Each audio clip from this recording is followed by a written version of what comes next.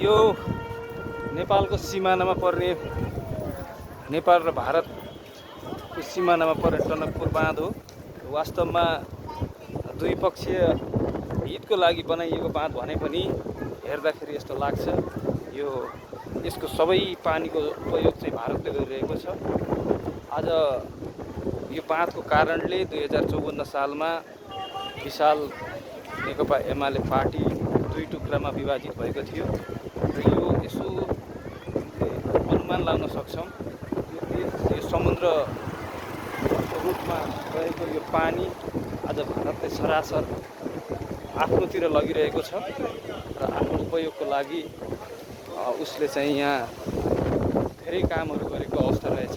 यो पहिलोचोटि म यो स्थानमा आएको छु आज र यहाँ आउने क्रममा यो एउटा नराम्रो अनुभूति र आफूलाई एउटा लाग्दो रहेछ।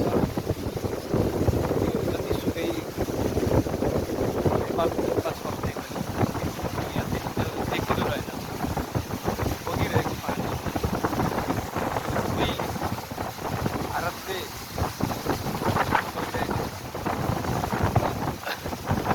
सबै संरचनाहरू निर्माण गरेर भारतले यहाँ यदि पानीको सतह बढ्यो भने ब्यारेजका ढोका माथिसम्म उठाएर पानी रोक्दो रहेछ। त्यो पानी नेपालको धेरै टाढासम्म पुग्ने अवस्था पनि रहेछ र यो खासमा महाकाली सन्धिको कारणले आज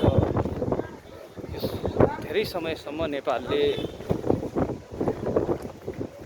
एउटा पीडाको सामना गर्नुपर्ने पनि छ, किनकि भारतले व्यवहारिक रूपमा यसलाई एक किसिमले आफूले मात्र उपयोग गरेर नेपालले कुनै किसिमको लाभ पाउन सकिरहेको छैन र यसमा हाम्रा विगतदेखिका गल्ती कमजोरीहरू कसरी सच्याउने भन्ने ध्यान अहिलेसम्म पलाएको देखिँदैन र यस्तै किसिमले सन्धि सम्झौता गर्ने हो भने नेपालको सबै पानी सबै क्षेत्र